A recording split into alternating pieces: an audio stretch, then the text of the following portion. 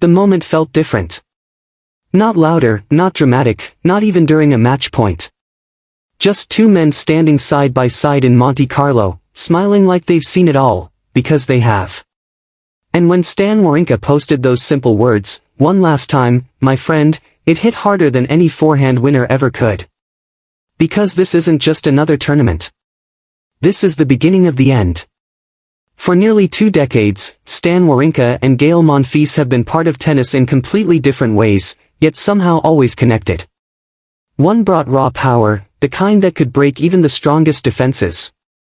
The other brought magic, the kind that made you question if tennis had rules at all. And now, in Monte Carlo, their journeys are quietly approaching their final chapter. It's strange how time works in tennis. One moment, you're watching a young Wawrinka trying to find his place among giants. The next, you're witnessing a player who would go on to win 3 Grand Slams, taking down some of the greatest names the sport has ever seen. His backhand wasn't just a shot. It was a statement. Clean, fearless, and unstoppable on its day. But Wawrinka's story was never just about winning. It was about resilience. Injuries came, doubts followed, and there were moments when it felt like the story might be over. Yet every single time, he found a way back. Not perfect, not dominant, but determined. And that's what made fans connect with him on a deeper level. On the other side, you had Monfils. A completely different energy. Where Wawrinka was composed and explosive, Monfils was unpredictable and electric. Watching him play was like watching a highlight reel in real time. You never knew what he would do next, and that was exactly the point. He didn't just play matches. He created moments. There were rallies where he seemed to defy physics, chasing down balls no one else would even attempt. There were trick shots that made crowds gasp, laugh, and sometimes just shake their heads in disbelief. And even when he lost, it never felt empty. Because Monfils gave you something to remember. That's what makes this moment in Monte Carlo so powerful. It's not about rankings anymore. It's not about titles or statistics. It's about legacy, about friendship, and about 2 players who have given everything to the sport, standing together one last time. Off the court, their bond has always been real. You can see it in the way they talk, the way they laugh, the way they respect each other. And on the court, that respect turns into competition. Their head-to-head record might slightly favor Monfils, but numbers don't tell the full story. Every match between them carried something extra. A mix of intensity and understanding. They knew each other's games, their strengths, their weaknesses, but more importantly, they knew each other's journeys. And now, as they arrive in Monte Carlo for what will be their final appearance at this iconic tournament, the emotions feel heavier. Wawrinka, now 41, returns to a place where he once lifted the trophy in 2014, defeating none other than Roger Federer. That moment alone secured his place in the tournament's history. Monfils, too, has his own memories here. The 2016 final, where he pushed Rafael Nadal and even took a set, showed just how dangerous he could be on this surface. He didn't win that day, but he proved something bigger. He proved that on his day, he could challenge anyone. And maybe that's what makes this farewell so special. Neither of them needs to prove anything anymore. Their careers are already complete in their own unique ways. Yet they're still here, still competing, still chasing that feeling of stepping onto the court and giving everything. Both have received wildcards to play this year, a sign of respect from the tournament, but also a quiet acknowledgement that this might be the last time we see them here. The clay courts of Monte Carlo have witnessed so many legends, and now they prepare to say goodbye to 2 more. But this isn't just about looking back. There's still something left to play for. Wawrinka's draw brings an immediate challenge. Sebastian Baez, a strong clay court player, stands in his way. It's not an easy match by any means.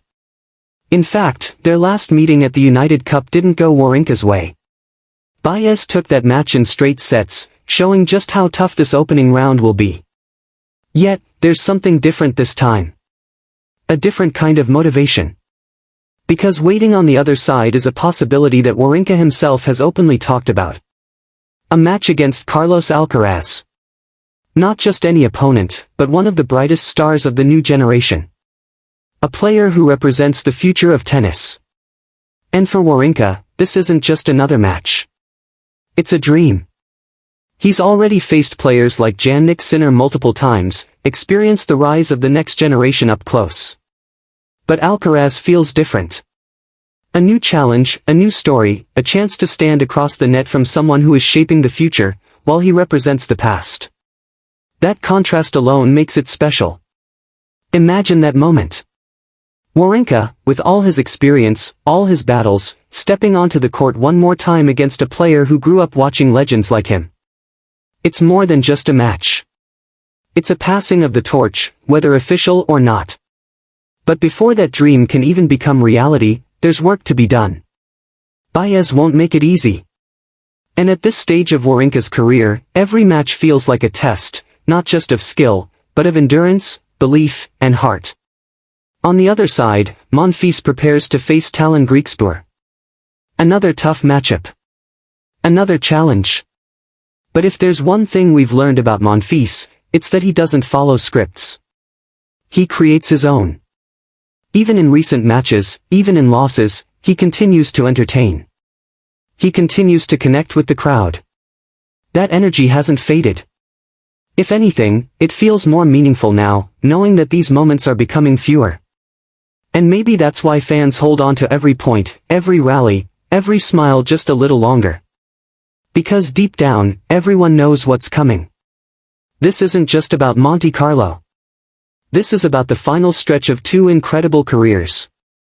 Careers that didn't always follow the same path, didn't always reach the same heights, but always brought something real to the sport.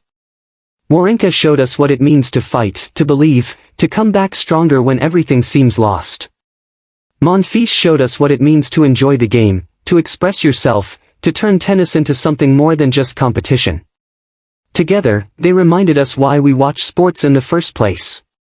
Not just for the wins, not just for the records, but for the moments. And now, as they step onto the clay in Monte Carlo one last time, those moments feel more important than ever. Every serve, every rally, every handshake carries weight. Not because of what's at stake in the tournament, but because of what it represents. An ending. But also a celebration. So the question isn't just whether Wawrinka can beat Baez, or whether Monfils can get past his first round. The real question is, what kind of memories will they leave us with this time? Will Wawrinka get his dream match against Alcaraz? Will Monfils produce one last piece of magic that reminds everyone why he's one of the most entertaining players the game has ever seen? Or maybe, just maybe, the real moment has already happened. That quiet, simple post. Two friends. One message. One last time. And sometimes, that's more powerful than anything that happens on the court. So as the Monte Carlo Masters begins, take a moment to appreciate what you're watching.